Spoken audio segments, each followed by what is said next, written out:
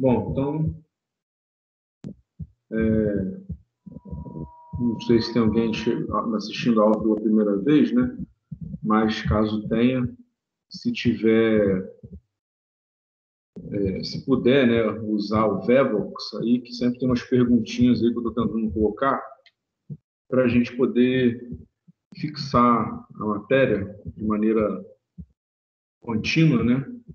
Aí faz o download aí e usa esse código aí nesse aplicativo, que aí na hora a gente usa, tá ok? Então, processo de fabricação 3 trata da conformação mecânica, lembrando que não está autorizada a divulgação deste de nenhum material de processo de fabricação 3. Meu e-mail, gustavosimão@uol.com.br, 24 horas por dia, 7 dias por semana, disponível para dúvidas e qualquer tipo de assunto relevante, né? O material está lá no Google Classroom, código H3NYQDS. É bom que todos estejam lá para poder ter acesso, né, ao material, né? Então, atualmente aí, a turma de processos 3 está com 39 alunos só cadastrados no Classroom, sendo que a gente tem aí umas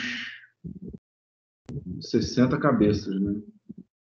Tem poucos alunos ainda, mas a gente sabe que quando chegar próximo a V1, esse número vai aumentar, ok?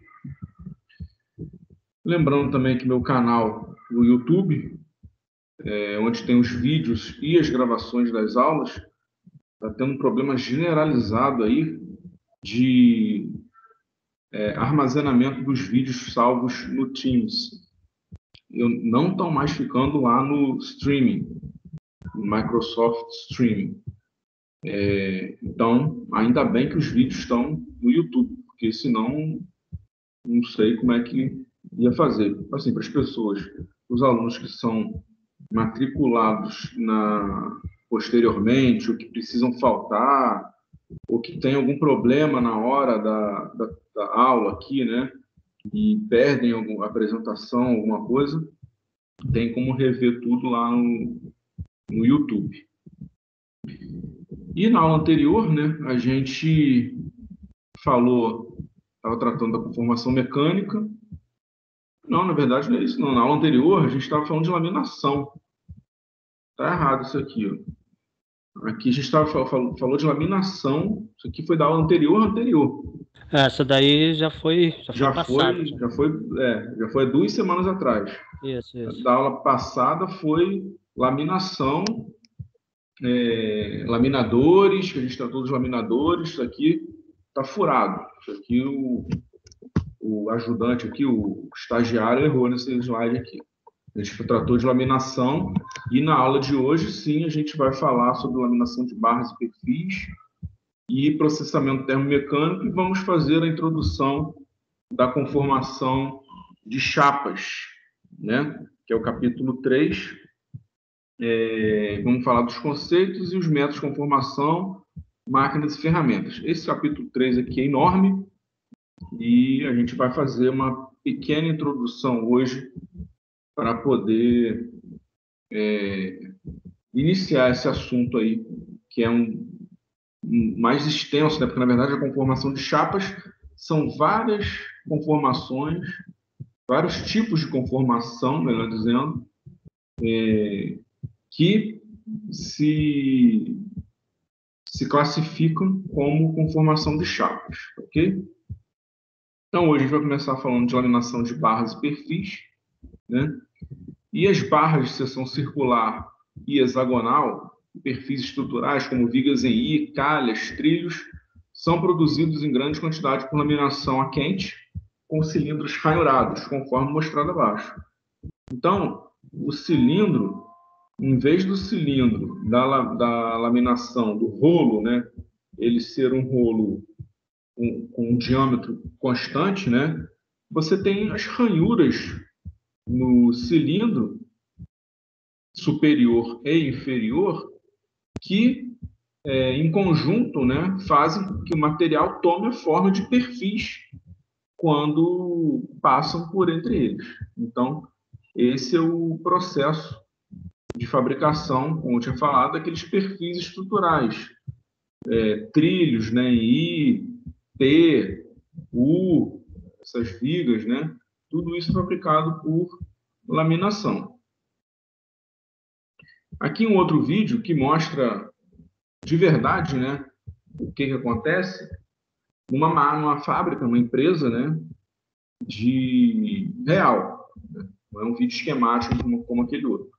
Então você tem aqui os laminadores, né, com as ranhuras que eles vão progressivamente dando o formato aqui do perfil que você quer, tá? Não é de um lingote e direto com o perfil I. Assim como na laminação tradicional, vamos dizer assim, de chapa, de tiras, né?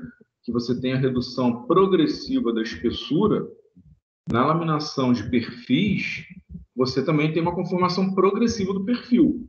Cada laminador vai aplicando um grau de deformação até chegar no produto final, né? Então aqui, por exemplo, boa noite.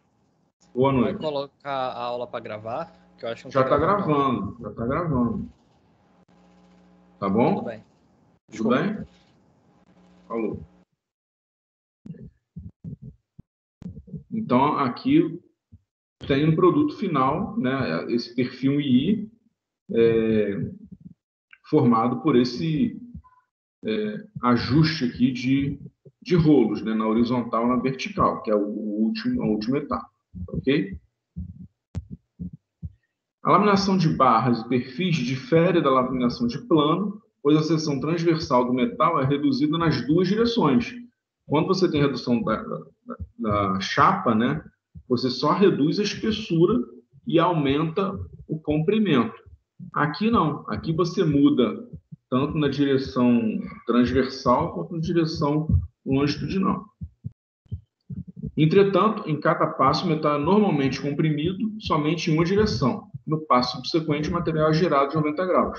Então, você tem hora numa direção, hora na outra, e assim você vai alternando a posição do material, os sentidos as direções de conformação. E com isso você vai dando a forma do perfil que você quer. Uma vez que o metal se expande muito mais na laminação a quente de barras do que laminação a frio de folhas, o cálculo de tolerância necessária para a expansão é um problema importante no planejamento dos passos para barras e perfis. Então, essas laminações, como vocês viram no vídeo ali, né, para o material ter esse grau de deformação, você usa laminação a quente, né, para poder ter o material ter a dutilidade necessária. Só que isso vai implicar na dificuldade, né, de manter uma tolerância. E uma coisa bastante importante nos perfis estruturais é que eles tenham as dimensões de acordo com o especificado. Porque o perfil estrutural vai suportar uma determinada carga e, para isso, ele precisa de determinada dimensão. Se você variar a dimensão ali, ele vai suportar outra carga, que não aquela especificada. Isso é um problema, um perigo muito grande na hora de você fazer uma estrutura, né? Um método típico para reduzir um tarugo quadrado numa barra é alternando-se passes através de ranhuras ovais e quadradas. O planejamento dos passes para perfis estruturais é muito mais complexo e requer bastante experiência. Isso daqui você precisa fazer uma série de experimentos, né, de testes, para poder chegar ao produto final, até definir realmente quais são as temperaturas ideais e os graus de deformação aplicados no material, para poder chegar no perfil desejado.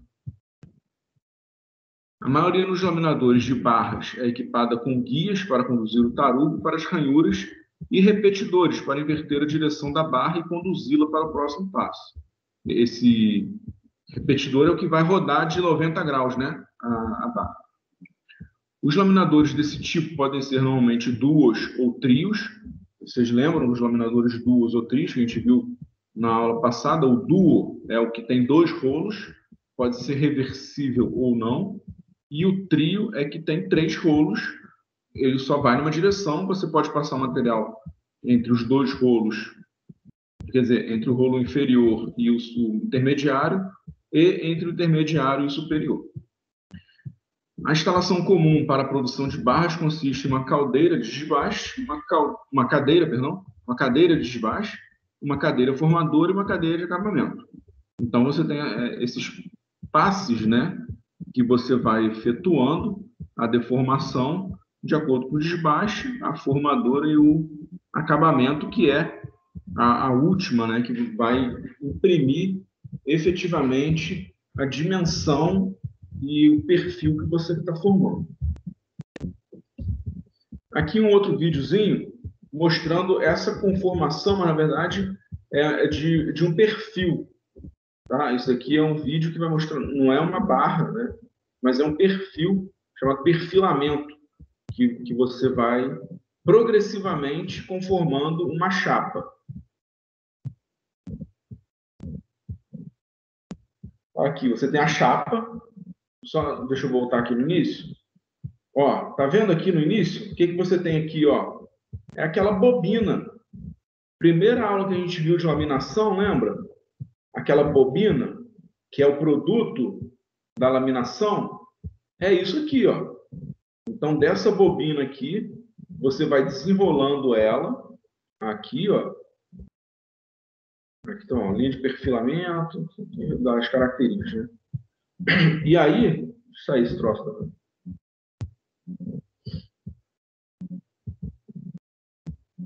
Aqui, você tem aqui a bobina, ó, que vai sendo desenrolada aqui, né? E aí, a chapa, né? Ela vai entrando aqui, alimenta essa cadeira aqui de perfilamento, e cada um desses componentes aqui, ó, cada um desses aqui, você tem um grau de deformação que você aplica na chapa, né? Para você chegar no final e ter aqui o produto que você quer, que é uma telha, né? Tipo uma telha que o cara está fazendo aí. E aí no final tem aqui o corte, né? Mas aqui, ó, a telha que você está fazendo, você não faz de uma vez só. Você não pega uma chapa e chega de uma vez só nesse formato. Você tem aqui esse trem aqui de rolos, tá vendo? Ó, cada rolo aqui vai aplicando uma deformação. Parece que vai dar problema aqui, tá vendo? Tem uma hora que dá uma deformação meio esquisita aqui, mas ele vai indo e chega no final, a telha tá retinha, certinha. Ó, olha aqui como é que dobra aqui, tá vendo? Mas depois ele conserta porque faz parte da progressão aí do perfilamento. Aí chega no final, você tem uma telha perfeita e aqui um corte, né, que é o que a gente vai ver da conformação de chapas. Então esse perfilamento ele é interessante porque mostra exatamente essa sequência que precisa ser delineada para poder garantir a conformidade do produto final conforme especificado, né? Não tem que você de uma vez só fazer isso, fazer toda essa deformação com um único rolo. Mesma coisa o perfil, né? O perfil estrutural, né? Isso também não tem como ir direto, ok? Vamos falar agora. Oi. Uma pergunta. Em relação às fabricações de cantoneira, as cantoneiras já, no caso, ela não viria em bobina, correto? Não vem em bobina, não. Ela já vem em um lingote, né?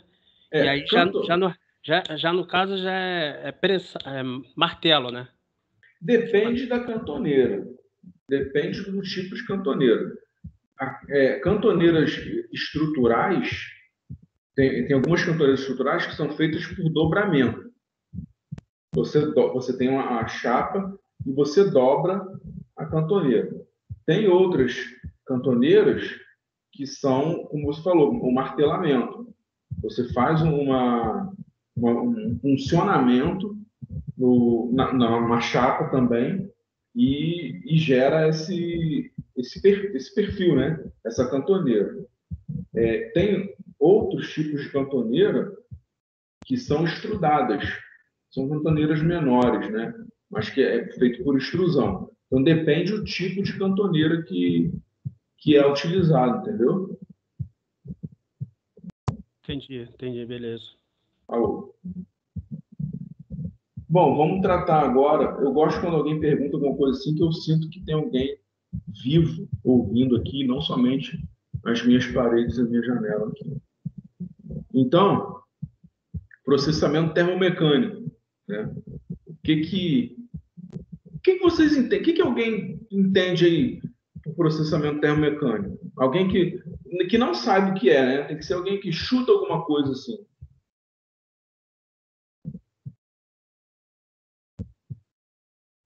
Alguma coisa que vai passar por um processo que tem a ver com temperatura e uma ação cinética ali do processo?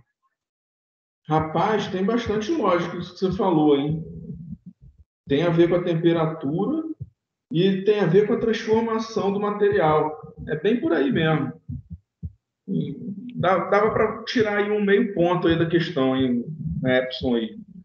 Então, vamos contar a história do processamento termomecânico. Assim, basicamente, processamento, antes de mostrar tudo, né?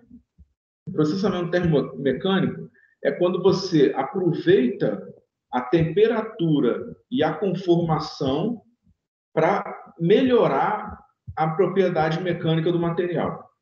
Seria basicamente isso daí. Então, na indústria de fabricação do aço, as dimensões externas de muitos produtos comerciais são resultado da deformação a quente, como na laminação, enquanto que as propriedades mecânicas são obtidas pela adição de elementos de liga para o tratamento térmico após a laminação a quente. Então, você tem essas duas vertentes, né? Uma é para obter a dimensão externa, né? Na deformação a quente, e outro para obter a propriedade mecânica com adição de elementos de liga e por tratamento térmico, após a laminação a quente. Então, a melhoria nas propriedades mecânicas acima das obtidas pelo efeito dos elementos de liga são obtidas por tratamento térmico. Então, quando você adiciona o elemento de liga, naturalmente você vai conseguir uma melhor propriedade mecânica. E isso combinado com o tratamento térmico, a têmpera, por exemplo. Ok? No processamento do aço, por exemplo, por laminação, algumas vezes são obtidas melhorias de propriedades mecânicas do material quando comparados com materiais mecanicamente processados e normalizados. Além desse fato, as propriedades mecânicas obtidas por têmpera imediatamente após a laminação e revenido são algumas vezes melhores que do material laminado, resfriado, então temperado e revenido. Então, isso aqui é o processamento termomecânico. Você tem dois materiais iguais, tá? Dois materiais iguais. Os dois são aquecidos. Material A e material B são aquecidos para laminação a quente. Aí você lamina o material A, com a mesma temperatura, você lamina o material B, com o mesmo grau de deformação.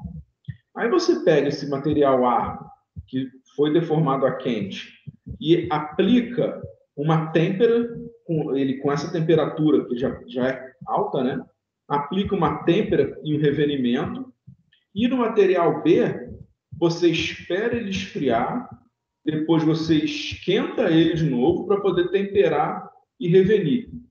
O material B vai apresentar uma propriedade mecânica mais pobre, né? Uma propriedade mecânica inferior ao do material A, que sofreu a têmpera logo depois da laminação. Então, isso é o processamento termomecânico. Sem contar que uma outra grande vantagem é que o material laminado a quente e em seguida logo já temperado, ele já aproveita aquela temperatura e não tem que esquentar tudo de novo, que é um custo muito grande para você esquentar o material todo de novo para poder temperar. E o tempo também. Então, você faz mais rápido e com menor custo, obtendo um material com uma propriedade mecânica melhor do que se você executasse a têmpera depois do material resfriar. Ok? Então, nesses casos, a deformação a quente torna-se um constituinte necessário do tratamento térmico e mudanças metalúrgicas ocasionadas pela deformação a quente resultam em um efeito benéfico adicional às propriedades mecânicas dos aços após resfriamento ou após tratamento térmico. Então, essa definição do tratamento térmico ser seguido da deformação a quente faz parte do processo, deve fazer parte do processo, obrigatoriamente, para aproveitar a melhoria na propriedade mecânica, em função do processamento termomecânico, e reduzir custo e tempo de produção. Então, aqui está o exemplo, né, que isso acontece no processo de recristalização. Então, você tem aqui o material que sofre deformação a quente, e ele, depois, ele é recristalizado, né? São formados novos grãos, e esse material aqui, já saído do forno e deformado, você vai fazer o tratamento térmico. Então, esse é o objetivo do processamento termomecânico. É você aproveitar essa temperatura e deformação, os dois, tá? Porque se fosse só a temperatura, é o tratamento térmico normal. Mas é aproveitar a temperatura e deformação para aplicar o tratamento térmico em seguida. Então, o processamento termomecânico é a técnica desenvolvida para melhorar as propriedades mecânicas dos materiais através do controle do processo de deformação a quente. Laminação controlada, resfriamento acelerado e têmpera direta são exemplos típicos de processamentos termomecânicos. Esses processos, como eu tinha falado, economizam energia na produção do aço pela minimização ou até mesmo eliminação do tratamento térmico após a deformação a quente, portanto, aumentam a produtividade da fabricação de aços de maior resistência. Então, é sempre benéfico, né, você fazer isso. Quando que você não vai fazer isso? Quando você não precisa, né? Quando você não precisar melhorar a resistência mecânica do material, porque aí você vai melhorar a resistência mecânica, mas sem necessidade. Aí é um custo que você vai colocar, mas desnecessário. Os tratamentos termomecânicos geralmente ocasionam uma mudança no projeto da composição química do aço e redução na produtividade do processo de deformação a quente, mas tornam possíveis reduções na quantidade total de elementos de liga, melhoram a soldabilidade, aumentam a tenacidade e algumas vezes produzem novas e benéficas características no aço. Então, essa questão aqui dos elementos de liga, né, redução, porque você adicionar elementos de liga, às vezes você melhora uma coisa e piora outra. Então, tem que ter um balanço. Às vezes você reduz a quantidade de elementos de liga, faz o processamento termomecânico e garante um equilíbrio melhor nas propriedades do aço que você quer produzir. Bom, com isso a gente termina o capítulo 2, ok? O capítulo 2, que é laminação. A gente finaliza aqui e a gente inicia o capítulo 3, que é conformação de chapas.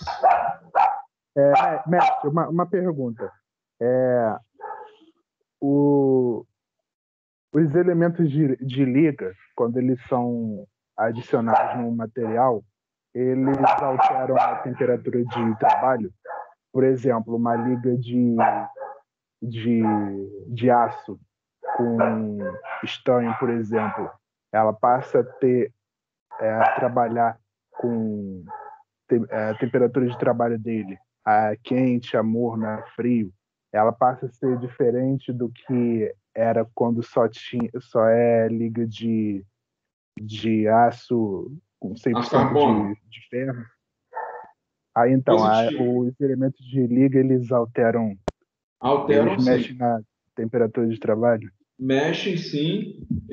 Os elementos de liga, né, são átomos que estão no meio do aço e, com isso, eles dificultam a movimentação interna do aço em si, né, do que era só aço. Normalmente, a adição de elementos de liga faz com que a temperatura de recristalização aumente por conta de você ter esses elementos de liga atrapalhando, entre aspas, né, a movimentação dos átomos de carbono, né?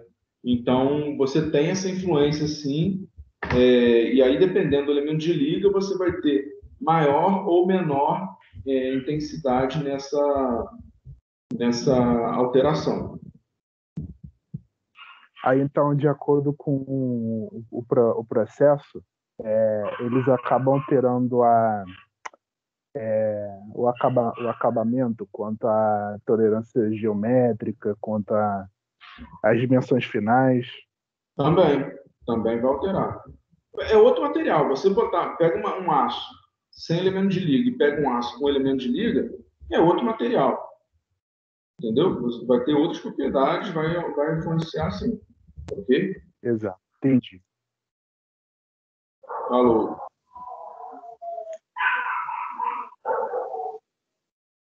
Muito bem. Então, dando continuidade aqui, a gente vai começar o capítulo 3, que trata da conformação de chapas. E a ementa do capítulo 3, ele mostra aqui, né, nesse slide, tudo que a gente vai ver. Então, a gente vai ver essa parte inicial aqui, dos conceitos gerais, e está separado basicamente em corte de chapas, e aí todas as características aqui de corte de chapa, dobramento, aí tudo que a gente vai falar de dobramento, aí depois estiramento, aí vai falar só sobre estiramento, e por fim repuxamento e embutimento, que aí vai ter só temas relativos ao repuxamento e embutimento. Então, cada um desses tópicos, né, corte de chapa, dobramento, estiramento, repuxamento e embutimento, a gente seriam subitens, né, do capítulo conformação de chapas, né? E como esse capítulo é muito grande, lá no material ele está dividido em 3 partes, né? Então a primeira parte é essa parte introdutória e corte de chapas, especificamente, né? A segunda parte lá eu acho que eu falo sobre dobramento, e a terceira estiramento e embutimento. Então essa primeira parte que a gente vai iniciar hoje, né? Na verdade a gente vai falar só a parte introdutória da conformação de chapas. Mas isso tudo aqui, né, a introdução e o corte de chapas é uma parte do capítulo 3 que está disponibilizado lá no Classroom, tá ok? Bom, então, os conceitos, né? O que é a conformação de chapas? Então, a conformação de chapas é o processo de transformação mecânica que consiste em conformar um disco plano. Então, a matéria-prima, esse disco plano, é chamado de blank. O nome da matéria-prima é blank. A gente não chama lá na usinagem a matéria-prima de tarugo. A matéria-prima aqui da conformação de chapa, do corte de chapa, é o blank, tá? Então, você vai conformar esse disco à forma de uma matriz pela aplicação de esforços transmitidos através de um punção. E na operação ocorre alongamento e contração das dimensões de todos os elementos de volume em 3 dimensões. É bem importante frisar isso aqui, porque a variação do volume se dá nas 3 dimensões, mas em chapas muito finas, né? Normalmente a chapa pode chegar a espessura aí de 10º de milímetro, né? Então, muitas vezes essa terceira dimensão ela é desprezada. Não que ela não exista, mas ela é muito pequena com relação às outras direções, ok? Bom, é o seguinte, o punção, que é o que é responsável por fazer os esforços conformantes no blank, no caso, ele costuma ser atrelado à matriz ou ele é independente da matriz de conformação? Como assim atrelado? Não entendi. Atrelado, como assim? Que é dependente da matriz, é junto da matriz, era isso que eu queria dizer. Não, o punção, ele é a parte móvel, vamos dizer assim. O punção é a parte móvel e a matriz é uma parte fixa, né? Então, normalmente, a matriz fica fixa, você apoia a chapa sobre a matriz e o punção é o elemento que vai se mover e aplicar efetivamente o esforço na chapa, ok? Entendi. Entendeu? Entendi. Isso no caso do corte, no caso do dobramento,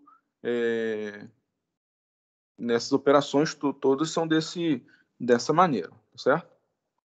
Classificação dos processos. Então, a conformação de chapas metálicas finas pode ser classificada através do tipo de operação empregada. Assim, pode-se ter estampagem profunda, corte em prensa, estiramento e dobramento. E aí, dentro do dobramento, eu vou mencionar aqui a calandragem também.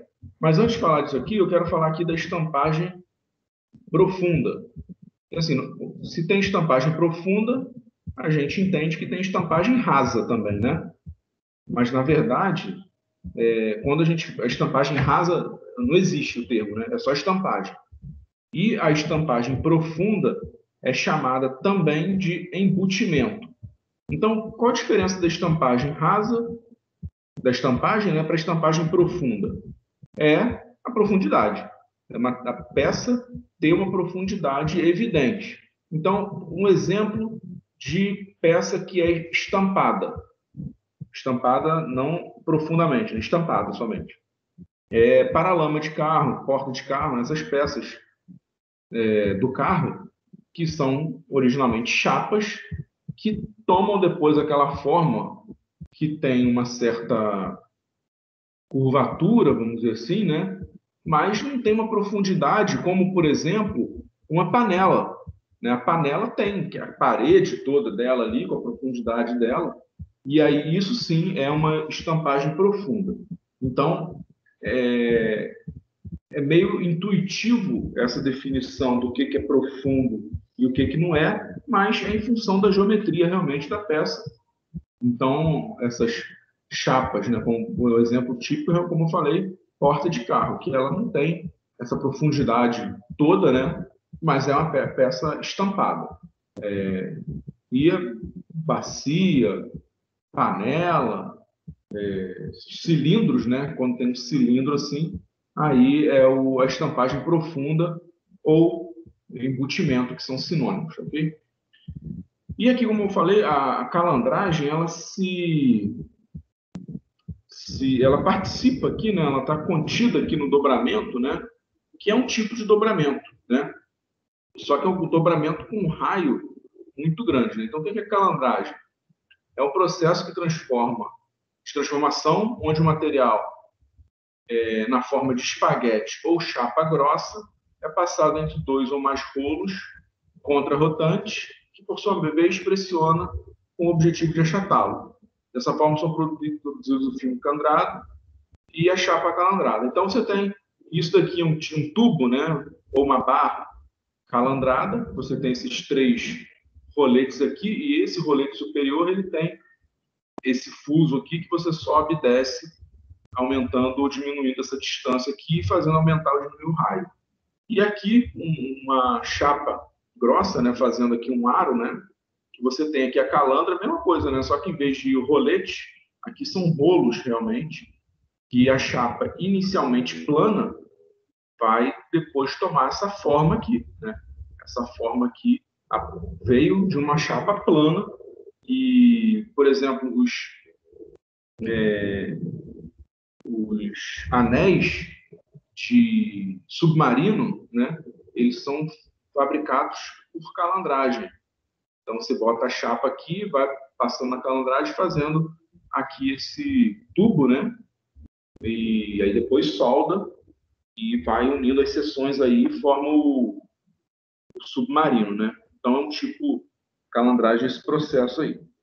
Que é um dobramento, né? Porque, na verdade, quando a gente chegar lá na formulação do esforço no dobramento, você tem exatamente isso, esses dois apoios aqui e esse terceiro apoio aqui que está aplicando um esforço na barra ou na chapa para deformar a peça. Métodos de conformação, né? Máquinas e ferramentas. Então, as máquinas utilizadas que tem na conformação de chapas, né? A maior parte da produção seriada de partes conformadas a partir de chapas finas é realizada em prensas mecânicas ou hidráulicas. Então, você tem o esforço, né? Por prensas mecânicas ou prensas hidráulicas. Nas prensas mecânicas, a energia é geralmente armazenada em um volante e transferida para um cursor móvel no êmbolo da prensa. Então, como o Moisés perguntou ali, né? Então, o cursor móvel que vai aplicar o esforço, efetivamente, é a parte móvel. Né? As prensas mecânicas são quase sempre de ação rápida e aplicam golpes de curta duração, enquanto que as prensas hidráulicas são de ação mais lenta, mas podem aplicar golpes mais longos. As prensas podem ser de efeito simples ou duplo efeito. Efeito simples ou duplo efeito é quando você tem a aplicação de uma força, que nem esse golpe aqui, né? Você tem uma porrada só ou tem duas porradas. Algumas vezes pode ser utilizado o martelo de queda na conformação de chapas finas. O martelo não permite que a força seja tão bem controlada como nas prensas, por isso não é adequado para operações mais severas de conformação. Martelo de queda nada mais é do que você pegar uma massa, suspender ele a uma determinada altura e usar a energia potencial para transferir energia para a chapa que está sendo conformada. Solta o martelo de queda a uma altura e ele vai impactar a chapa contra a matriz que você deseja aplicar o formato. Seria a ideia, mais ou menos, de uma guilhotina? A ideia da guilhotina. É um tipo de martelo de queda. A guilhotina, com certeza. Uma batistaca também, né? Também é. Só que a batistaca, ela vai impactar uma estaca, né? Vai promover um afundamento da estaca no solo, não é isso? Sim, mas assim, ela O princípio do funcionamento é esse. É isso ela aí. é solta em cima da estaca. Já É nessa isso aí. peça aí já é em cima da chapa. Da chapa, né? Exatamente. No caso da guilhotina, você não existe guilhotina para cortar a chapa também, né? O corte de chapa, ele é feito por tesoura, né? O faca hidráulico, alguma coisa assim. Mas é o princípio também. Levantou e soltou. E eu não consigo ver outra aplicação para guilhotina que não seja cortar a cabeça de alguém ou cortar charuto. Não vejo outra aplicação. Professor, Oi. é assim, lá no meu trabalho tinha uma guilhotina bem antiga que era para cortar chapa, entendeu? Era uma máquina grande, entendeu? Que funcionava com uma lâmina só, guilhotina mesmo, poder cortar chapas tinha lá. Uma bem antiga a máquina. É mesmo? Eu não conheço, deve ser antiga mesmo. Sim. Você trabalha lá ainda? Trabalho lá ainda. Pô, tira Só o que ela retrato foi pra mim, cara. desativada. Foi até desativada essa máquina. Mas ela tá lá ainda. Tira o retrato para mim, por favor. Pode deixar, se puder ainda eu tiro lá. Obrigado, vou ficar muito feliz. Ok. Valeu. Bom, então o ferramental acessório, as ferramentas básicas utilizadas em uma prensa de conformação de peças metálicas são o punção e a matriz. O punção, normalmente, é o elemento móvel, é a ferramenta convexa que se acopla à matriz côncava. Como é necessário um alinhamento acurado entre a matriz e o punção, é comum mantê-los permanentemente montados em uma subprensa ou porta-matriz que pode ser rapidamente inserida na prensa. Essa precisão aqui, entre o punção e a matriz, ela é fundamental, por exemplo, no caso de, novamente, voltar ao exemplo das portas de carro, né? Você tem a porta, tem um paralama, tem a porta traseira e dianteira e tem o paralama traseiro, né? Então, se a gente chegasse no carro, se não for um carro muito sambado, né, um carro novo, né, ele não tem apesar de serem peças separadas, fabricadas, né, separadamente, né, você não vê imperfeição na continuidade da parede do carro externa, né? E isso se dá a essa precisão entre o punção e a matriz, que vai garantir que as peças, se você fabricar 100 carros por dia, todas as peças vão ter o mesmo formato, né? Então, quando você tem uma pequena variação, né, entre a matriz e o punção, vai implicar numa peça com uma forma diferente. Você já monta, se acontecesse isso com uma chapa que vai produzir uma peça de carro, de chapa e porta de carro, você ia ter a porta desalinhada com o paralama, por exemplo, né? Na hora que montasse, ia estar fora do alinhamento. Então, é fundamental essa precisão, e isso daí é o que antigamente, né, era a maior dificuldade de você mudar uma linha de produção.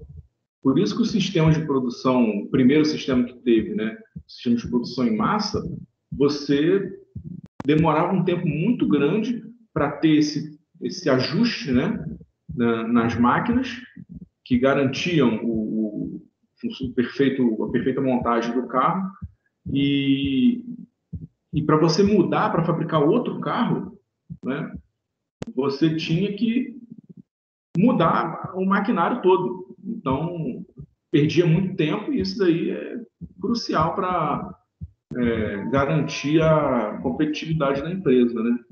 Então, hoje em dia não. Hoje em dia, a montagem é muito mais fácil, né? Você tem uma série de sensores e laser que alinham isso daí. Então, a mudança, né, na linha de produção para produzir outro tipo de carro é muito mais fácil. Professor, entrou também tem uma observação interessante em relação a essas mudanças de ferramenta, no caso de carro, né? Por exemplo, o Gol, a mudança do Gol antigo, aquele quadradão para a bolinha, demorou muito tempo e praticamente é outro carro, não é o mesmo Gol, né? Não.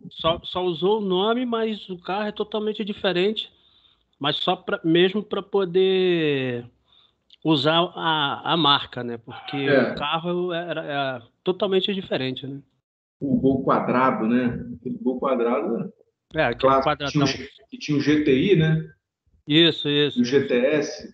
Quando mudou para esse Gol bolinha aí, foi outro carro mesmo. Eu acho que foi um dos primeiros carros que teve essa mudança de carro, mas mantendo o nome, né?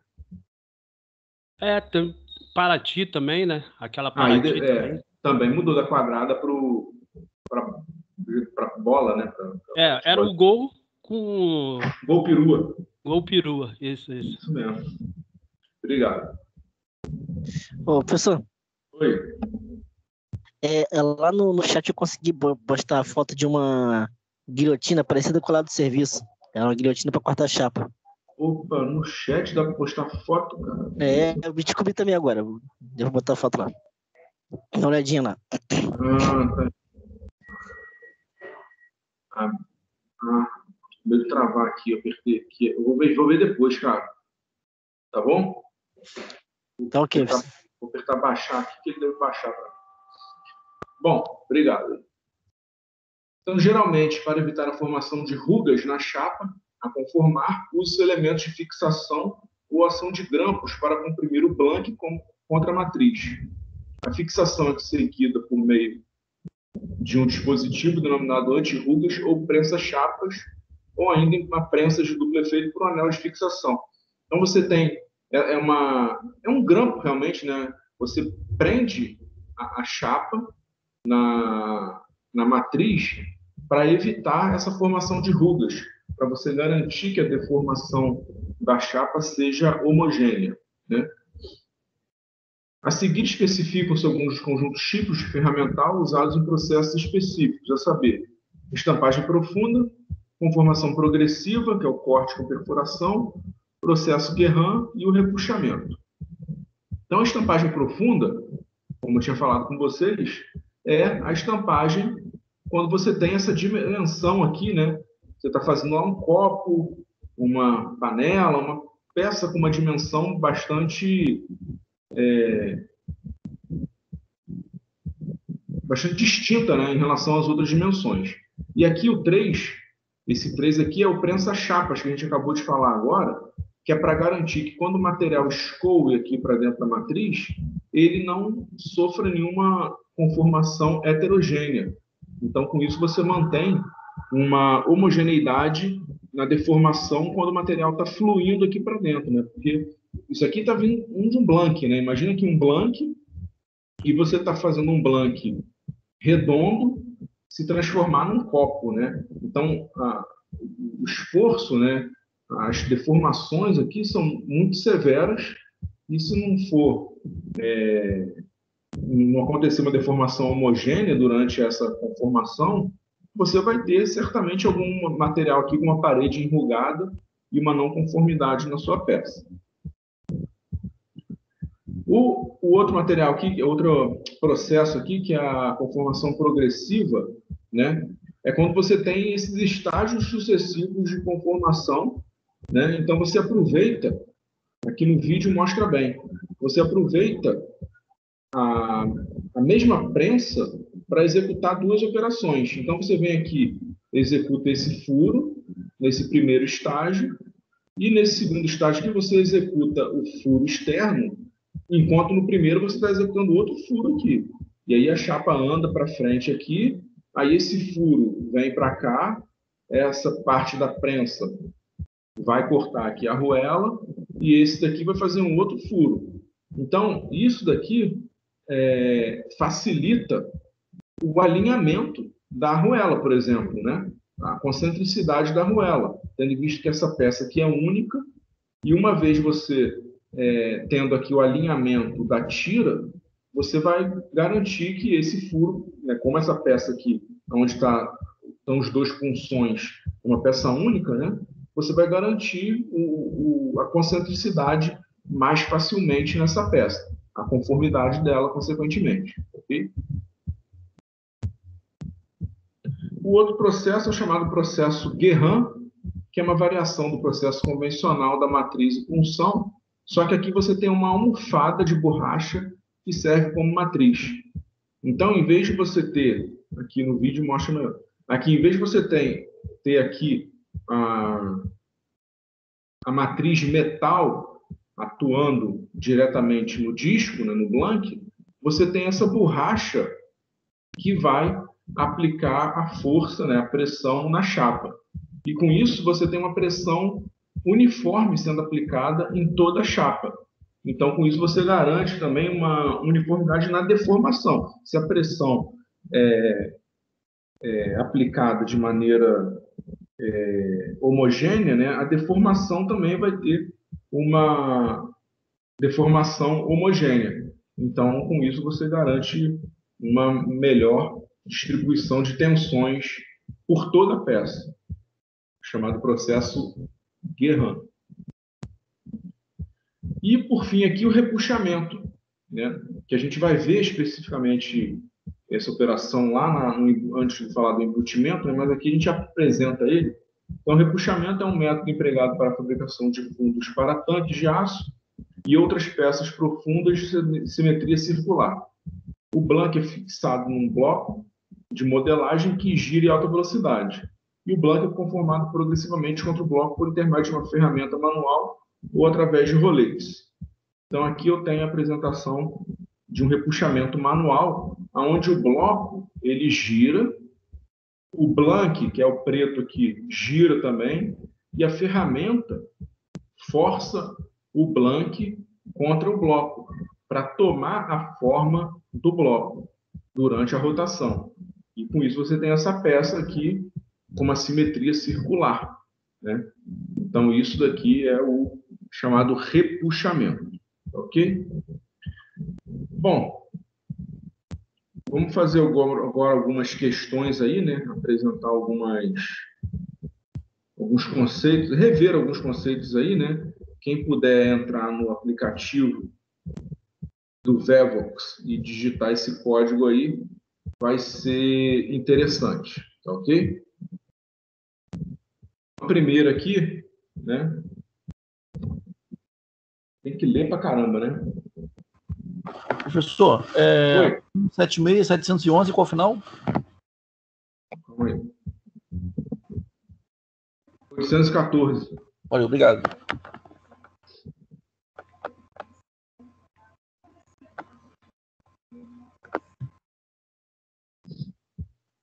Só pode falar o código para mim, porque eu estou na rua aqui, não tem como digitar no celular, não. 176, 711, 814. 176, 711, 814.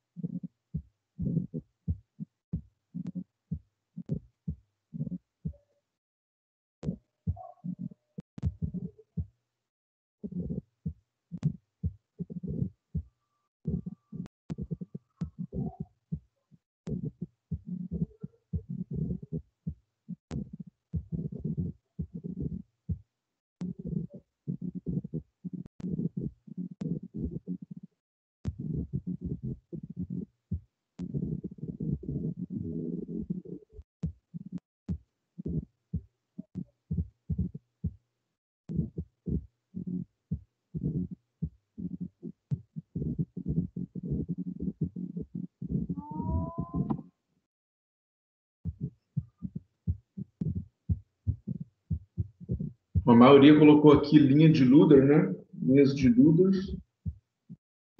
Vários colocaram aqui restritivo, alguns cisalhante, casca de laranja e utilidade.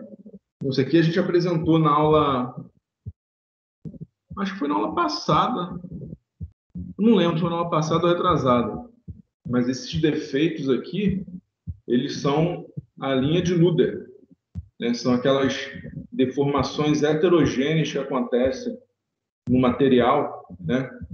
Então, isso daqui, a gente tinha apresentado até aquele slide, não sei se vocês lembram, $1/4, aquela deformação que aparece aquelas linhas radiais na moeda. Então, é linhas de Luder. Sim.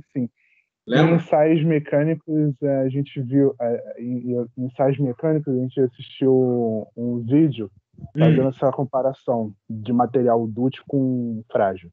Normalmente, os que são dúteis, que são mais macios, eles costumam apresentar esses defeitos um pouco antes da extricção.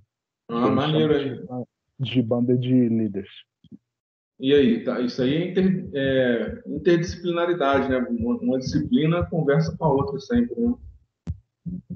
Sim, e eu tava fazendo essa revisão antes, que ensaios mecânicos tem tudo a ver com conformação. Verdade. É porque é uma conformação, né? Sim, exato. Sim. Qual o processo mais predominante na fabricação de latas? Latas de alumínio, né?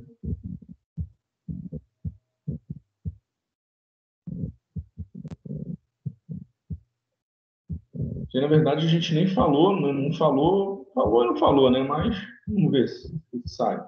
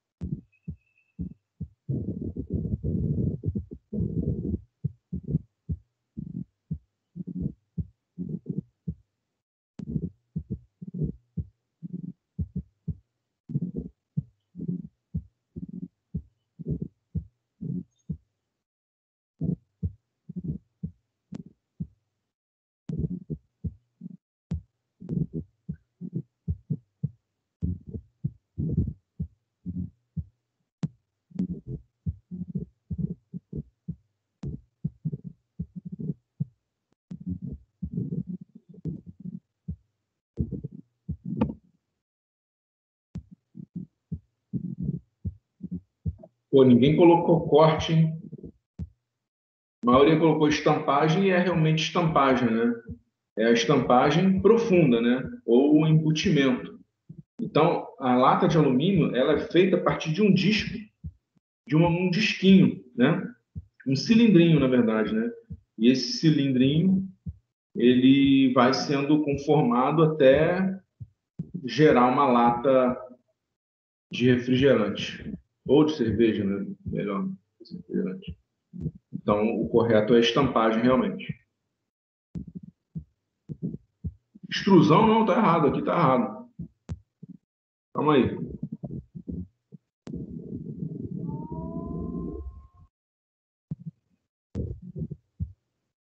Pô, deu errado aqui. É estampagem.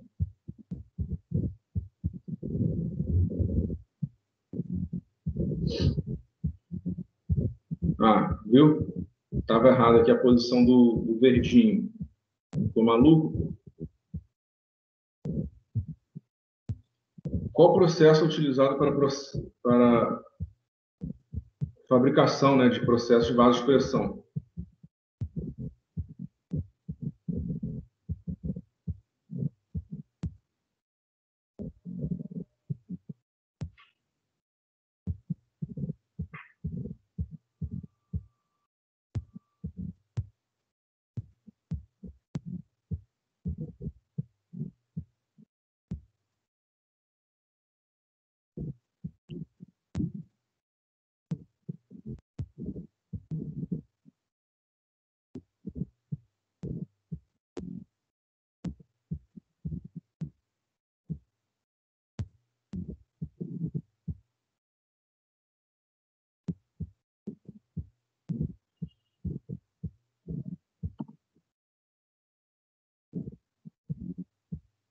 Calandragem.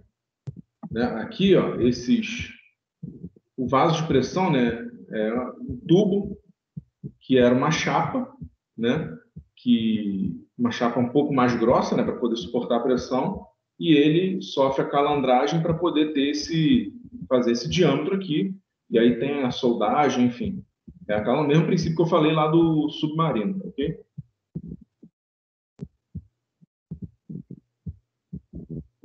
A punção e a matriz realizam o corte de uma chapa através de uma operação conhecida como que se dá, né, melhor dizendo, como que se dá o corte da chapa na região do punção e da matriz.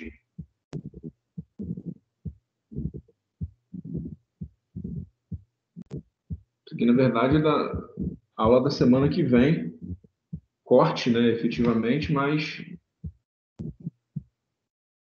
o que o sentimento de engenharia está falando aí?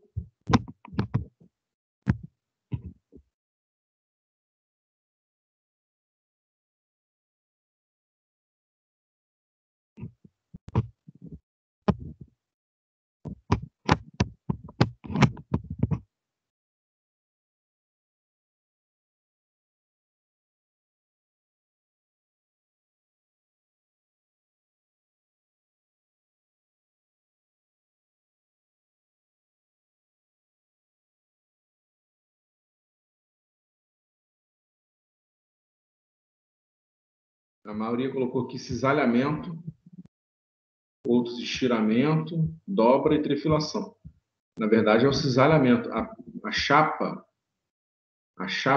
para ser cortada, ela vai sofrer esforços cisalhantes na região entre o punção e a matriz para que seja efetivamente cortado, né? Então, se não for o cisalhamento, se acontecer alguma dobra antes de cortar, você vai ter uma não conformidade na chapa, né? E estiramento é quando você puxa a chapa na direção na direção do plano da chapa, né? E você estica a chapa. Estiramento é esse processo. E trefilação é quando você faz fio, né? Então, certo, esse cisalhamento realmente. Como é chamado o processo utilizado na confecção de panelas?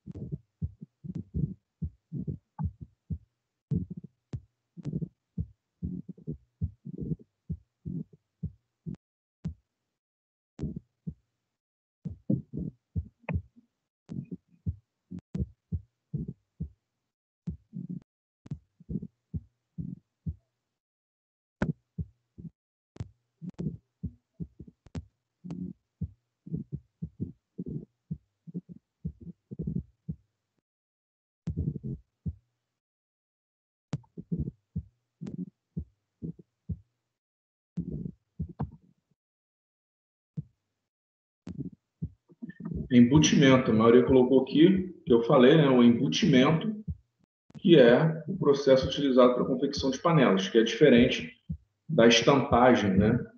Que é rasa. O embutimento é a estampagem profunda, que faz uma panela, por exemplo. E o último aqui não tem nada a ver com formação, não, mas aí a brincadeira aí para vocês.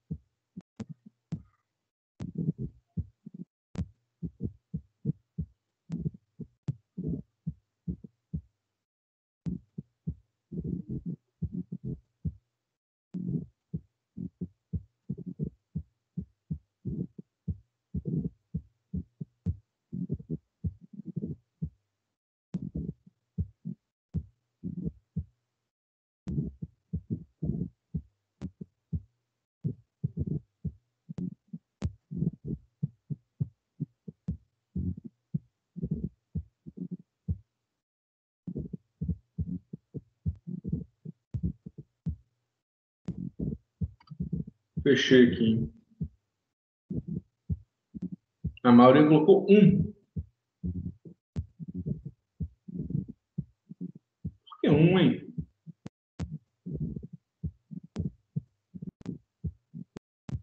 Um tijolo, pô, o certo é 2.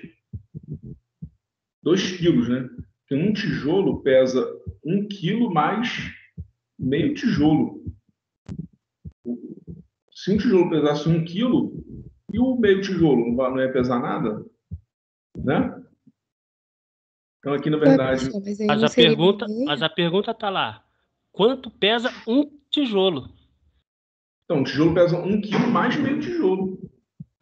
Então, mas se o tijolo pesa... Ai, meu Deus do céu. Que confusão. 1,5 kg.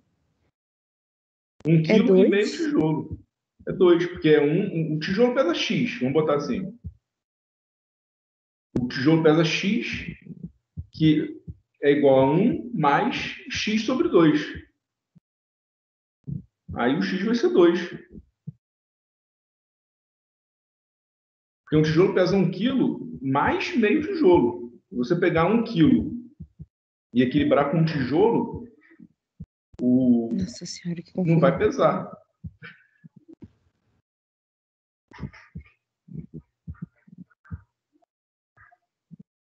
Depois pensa direitinho nessa daqui, se não é 2. Vou cobrar isso aqui na prova, hein?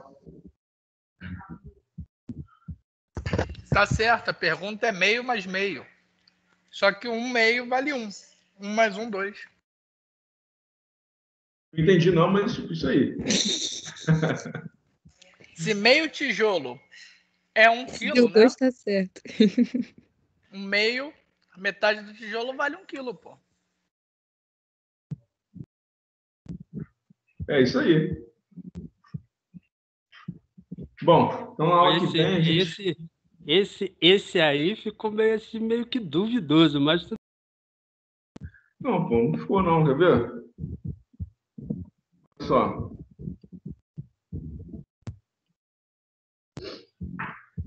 Nunca achei que teria como dificultar tanto 1 mais 1. Deixa eu abrir aqui esse negócio. Tá vendo o quadro aí? Tá vendo, né? Então, o peso do tijolo é X. Beleza? Esse é o peso do tijolo. Isso aqui é igual a... Olha aí. Peso do tijolo.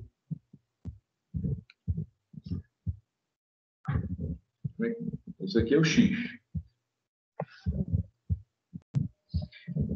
E o peso do tijolo, o X, é igual a 1 quilo mais meio tijolo. Quanto que pesa o tijolo? X sobre 2. Essa é a equação. Certo? Se eu pegar aqui, multiplico aqui 2, 2. Aqui eu troco 1 por 2, 2. Assim eu tiro o denominador, né, de toda a equação. Vou ficar com 2x é igual a 2 mais x. Passando esse x aqui para cá, isso aqui vai dar x igual a 2. Beleza?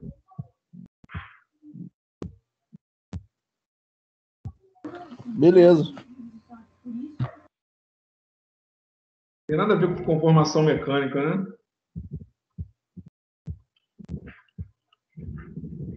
Mas só para... Mas ajuda em concurso. Ah, isso é verdade.